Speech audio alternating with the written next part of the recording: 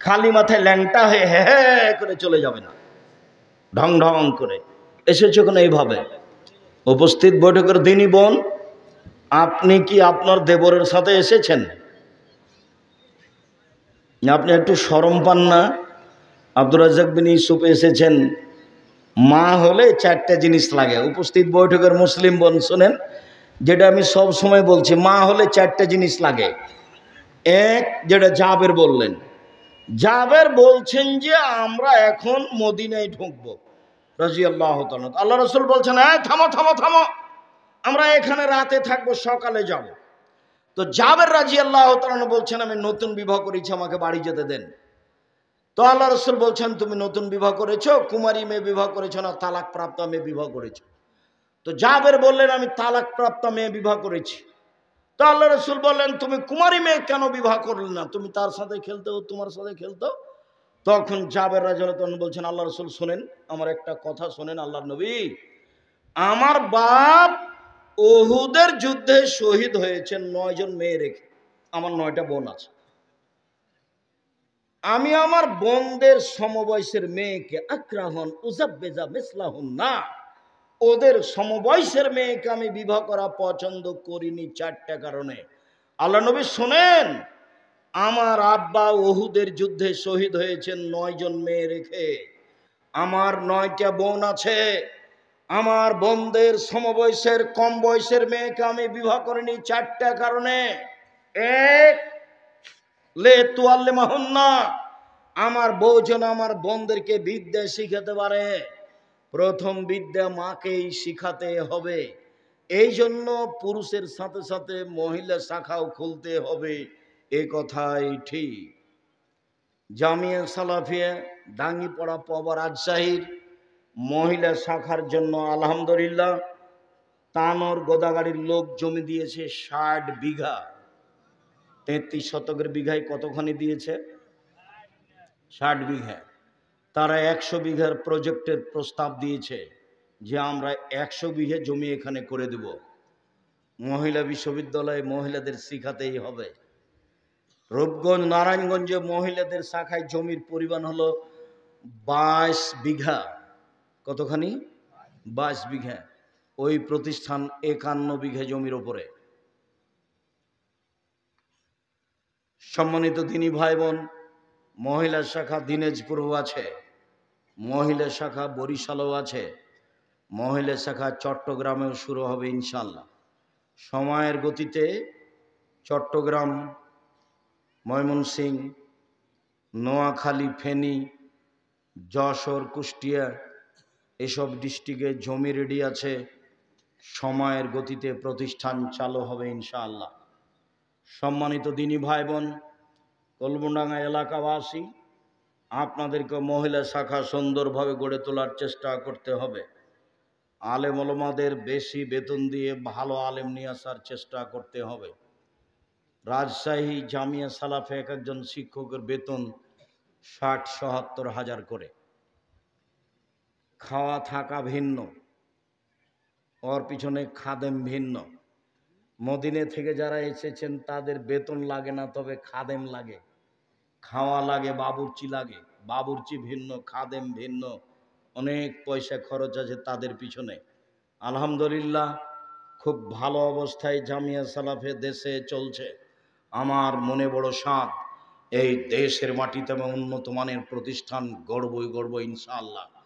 যেখানে ছেলে মেয়ে বাংলা, ইংরেজি, আরবি উন্নত মানের শিক্ষা অর্জন করে জাতির অন্যায়ের বিরুদ্ধে লড়বে, মুখে কলমে মিডিয়ায় লড়বে ইনশাআল্লাহ।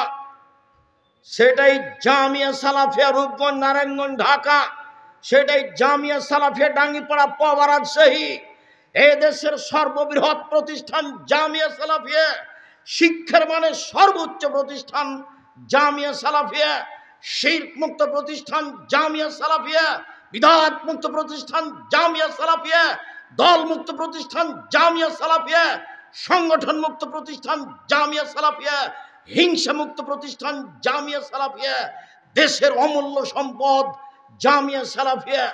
আমি এলাকাবাসীকে অনুরোধ জানাচ্ছি, আপনারাও কলমডাঙ্গা মাদ্রাসা পুরুষ ও মহিলা শাখাকে একটা ভালো মানের তৈরি করার জন্য জীবন বাজি রেখে লড়ে যান, ফলাফল আল্লাহ দিবেন ইনশাআল্লাহ।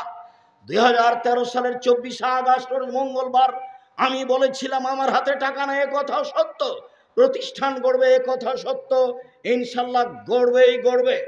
টাকার হিসাব পরে, সিদ্ধান্ত আগে।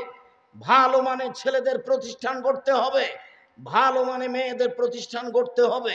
জীবন বাজি রেখে চেষ্টা করেন, আল্লাহর কাছে প্রার্থনা করেন, কাজে সফল হবই হব ইনশাআল্লাহ।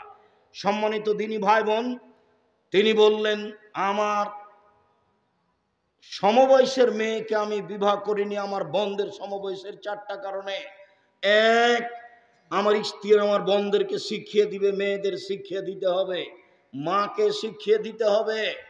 2, শিষ্টাচার শিখাবে আমার স্ত্রী আমার বোনদেরকে, ছেলে মেয়েকে মাকে শিষ্টাচার শিখাতে হবে। মাই জানে না শিষ্টাচার কাকে বলে, ও শিখাবে কি? ওর বাপে বিবাহ দিয়েছে, স্বামীর কাছে গেছে, এই জন্য ছেলে হয়ে গেছে। ও কি জানে শিষ্টাচার কাকে বলে? ও কি বাচ্চাকে কাপড় পরানো জানে? ও কি দরজা বন্ধ করা জানে? ও কি বাচ্চাকে জামাটা কিভাবে পরাতে হবে সেটা জানে? ও কি ভাত রান্না করা জানে? ও কি দরজাটা বন্ধ করা জানে? ও যখন ভাতের পাতিলে চাউল দেয় তখন 2-3টা চাউল নিচে পড়ে গেছিল, ও তো উঠিয়ে নেয়নি। 2-3জন মিলে যদি চাকরি করে তবুও বাড়িতে বরকত থাকবে না। ও ভাত রান্না করা জানে না, ও দরজা বন্ধ করা জানে না, ও ছেলে মেয়েকে জুতা স্যান্ডেল পরাতে জানে না। সে মা নয়, ও একজন হস্তিনী মা। ও হচ্ছে কি মা? হচ্ছে একটা হস্তিনী মা। আমি বলি না তাকে রাখতে হবে, তবে আমি তাকে তালাক দেওয়ার জন্য আদেশ করিনি, পরামর্শ দিই। বউ ভালোই নিয়ে আসতে হবে, এ কথাই ঠিক। রাসূল সাল্লাল্লাহু আলাইহি সাল্লাম যখন বললেন 4টে জিনিস আছে যার সুখময় জীবন তার, 4টে জিনিস আছে যার সুখময় জীবন তার, তখন 1 নম্বরে বললেন আল মারাতু সালেহা, ভালো স্ত্রী। 2 নম্বরে বললেন আল জারু সালে, ভালো প্রতিবেশী। 3 নম্বরে বললেন আল মারকাবুল হানি, একটা ভালো গাড়ি। 4 নম্বরে বললেন আল বাইতুল ওয়াসি, থাকার ঘরটা প্রশস্ত। আবার বললেন আর দুনিয়া কুল্লুহা মাতা খায়রু মাতাই দুনিয়াল মারাতু সালেহা, সারা পৃথিবী সম্পদ, সবচেয়ে দামি সম্পদ হচ্ছে ভালো মহিলা। ভালো মহিলাই পৃথিবীতে সবচেয়ে দামি সম্পদ। সম্মানিত দিনী ভাই বোন, আল্লাহর নবী বললেন শোনো, 4টে জিনিস সবচেয়ে দামি, 3টে জিনিস সবচেয়ে দামি। 1, ওই জিবা, যে জিবা সুবহানাল্লাহ আলহামদুলিল্লাহ বলতে পারে। 2, ওই অন্তর যে অল্পতে তুষ্ট হয়। 3, ওই স্ত্রী যে স্বামীকে দিনের উপরে সহযোগিতা করতে পারে, ভালো স্ত্রী। ভালো স্ত্রী হচ্ছে সবচেয়ে দামি সম্পদ, যারা রাসূল সাল্লাল্লাহু আলাইহি ওয়াসাল্লাম বললেন।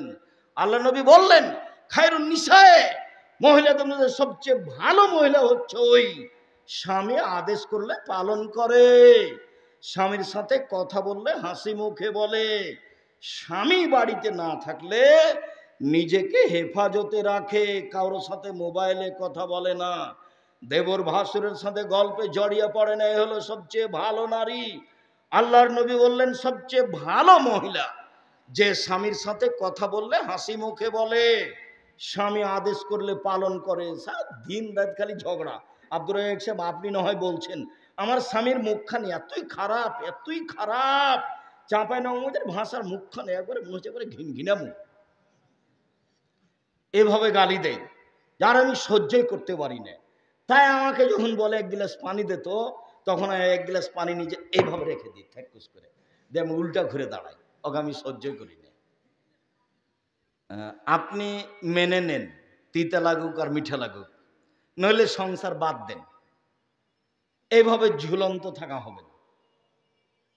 আর আপনাকে আমি দিন রাত বলে আসছি, স্ত্রীকে গালি দিতে হয় না, কটু কথা বলতে হয় না, মারতে হয় না, মন্দ কথা বলতে হয় না।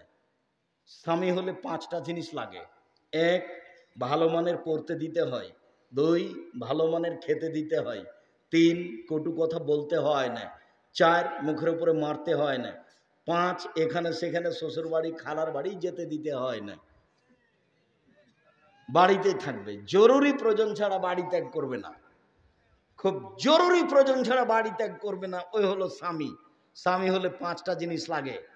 আল্লাহ রাসূল বললেন নবীগণ জান্নাতে যাবেন, শহীদেরা জান্নাতে যাবে, সিদ্দিকেরা জান্নাতে যাবে, ওইসব মহিলারাও জান্নাতে যাবে যাদের স্বামী একটু মন খারাপ করলে, রাগ করলে হাতখান ধরে বলে যতক্ষণ পর্যন্ত আপনি খুশি না হবেন ততক্ষণ পর্যন্ত আমি খালেদা কোনো কিছুই খাবো না। এ হলো জান্নাতি নারী। সব মিলে যাবে স্বামী সেবায়। আপনি দেখেন, ঘুরে ঘুরে দেখে আসবে স্বামী সেবাই হচ্ছে। যে দিক দিয়ে ঘুরিয়ে ধরেন ঘুরে এটাই আসবে। যখন আল্লাহ নবী বললেন যে মহিলারা তোমরা দান করো, অধিকাংশ নারী হচ্ছে জাহান্নামী, অধিকাংশ নারী হচ্ছে জাহান্নামী। তো মদিনার নারীরা কথা বলতে পারেন, বললেন কেন? তখন আল্লাহ রসুল বললেন স্বামীকে মানে না যে এই জন্য। বলে স্বামীকে মানে না যে এই জন্য, মেনেই চলতে হবে। আর আপনি মুখখানকে একটু ভালো করবেন, খারাপ করিয়েন না। গালি দিয়ে কি হয়? একটু পরে তো তারই হাতে রুটি বানানো খাওয়া লাগে, তারই হাতে রান্না করা খাওয়া লাগে, তাকে গালি দেন কেন? হ্যাঁ? আর এই সব চাঁপাই নবগঞ্জের স্বভাব কেন? লাঠি নিয়ে মারতে যান কেন? গরুর চারিতে নাইন দিয়ে পানি না দিলে মন খারাপ হয়, ঘর বাড়ি ঝাড়ু না দিলে মন খারাপ হয়, পোয়াল না শুকালে মন খারাপ হয়, সব সময় খালি উষ্টা লেগে থাকলে হবে? সব সময় বইয়ের উপরে মন খারাপ করে। উর্দু ভাষী হলে, আরবি মানুষ হলে বুঝতে পারতেন কাজ করতে বলা কেমন ঠেলা। খালি আপনি ওই পাকিস্তানি উর্দু ভাষী মহিলা বিবাহ করে দেখেন, খালি কাজ করতে বলেন যে একটু কাপড়টা পরিষ্কার করে দাও, তো বলো কে আমায় মেরে দাসী আইও মাদি আইও নাকি? আমি কি তোমার দাসী নাকি আমাকে কাজ করতে বলছো? মানে বাংলাদেশি চাঁপাইনবাবগঞ্জের আপনার এই সাপাহারের মেয়ে, সেই জন্য সবই করে দেয়, তবু মারতে যান। ভাত রান্না করে দেয়, বাড়ি পরিষ্কার করে দেয়, গোয়াল পরিষ্কার করে দেয়, নোন্দা ঘোঁটা বানিয়ে দেয়, তবু মারতে যান। পোয়াল শুকিয়ে দেয়, সব কিছু করে দেয়, তবু মারতে যান কেন? শরম হয় না কেন? হায়া হয় না কেন? খবরদার কখনো মারবেন না। চলেন এবার মাঠে চলে যায়। ঈদের সলাৎ, ঈদের সলাৎ এর পূর্বে কোনো কিছু হবে না, কোনো বক্তব্য হবে না, কোনো তাকবীর বলতে বলা হবে না, কোনো কিছু হবে না। ঈদের মাঠে প্রথম হবে সলাৎ। ঈদের মাঠে প্রথম কি হবে? সলাৎ। এরপরে ইমাম দাঁড়িয়ে বক্তব্য দিবেন। খুতবা একটাই হবে, দুইটা নয়। খুতবা একটাই হবে, দুইটা নয়। মোটামুটি ঈদের সলাৎ শেষ করলাম। শেষে সবাই মিলে হাত তুলে দোয়া হবে না। হাত তুলে দোয়া করা ব্যক্তিগত ব্যাপার। বক্তব্য যখন শেষ হবে, সুবহানাকা ওয়া বিহামদিকা আশহাদু আল্লা ইলাহা ইল্লা আনতা আস্তাগফিরুকা ওয়া আতুবু ইলাইক বলে বক্তব্য শেষ করে বাড়ি চলে যেতে হবে। মহিলাদেরকে ঈদের মাঠে যেতে হবে, নিয়ে যেতে হবে, বাধ্য যেতেই হবে যে কোনো মূল্যে। ভালো মহিলা তো ঈদের মাঠে যাবেই। যাদের হাইজ ঋতু হয়েছে তাদেরকে নিয়ে যেতে হবে। আব্দুর রাজ্জাক সাহেব, আমাদের ঈদের মাঠে মহিলাদের ব্যবস্থা নেই, এই জন্য আমাদের মসজিদে মহিলা ইমামতি পড়ে নেওয়া হয়। এখন পুরুষ ইমামতিতে পড়ে নেওয়া হয়, এগুলো একটাও চলবে না, সবই বেদাত। মহিলাদের ইমামতিতে চলবে না। পুরুষের একজন ইমামতি দিয়ে কোনো একটা দুর্ঘটনা তো হতে পারে, সেটা নিয়মিত হবে, এটা কথা হলো? সেটা নিয়মিত হবে কেন? সম্মানিত দিনী ভাই বোন, আমি আজকের আলোচনার শেষের দিকে চলে আসলাম। তোমার অনেকগুলো জিজ্ঞাসা নাকি? আচ্ছা, সম্মানিত দিনী ভাই বোন, প্রতিষ্ঠান আপনাদের কলমডাঙ্গায় একটা ঐতিহ্যবাহী প্রতিষ্ঠান আগে থেকেই, এখনো হোক, এটা আমি আন্তরিকভাবে কামনা করি।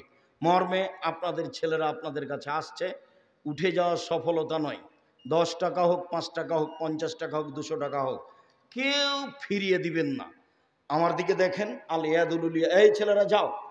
আর ইয়াদুল উলিয়া খায়রুম মিন ইয়াদিস সুফলা, দেওয়া হাত ভালো নেওয়া হাতের চেয়ে, দেওয়া হাত ভালো নেওয়া হাতের চেয়ে।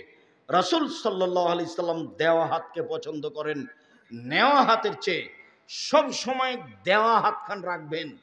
200 টাকা রাস্তার জন্য রেখেছেন, 50টা 100 টাকা দিয়ে দিবেন। আর বের হয়ে 1 কেজি জিলাপি নিয়ে যাব সিদ্ধান্ত, এই ছেলে বসো, আগে এই ছেলেগুলো আসুক, তারপরে তোমার ব্যস্ততা বাড়লো কেন? ও, আর বই তো আছে আব্দুল্লাহর মিন্নাতুল বারি, আমরা নিজের ছেলের জন্য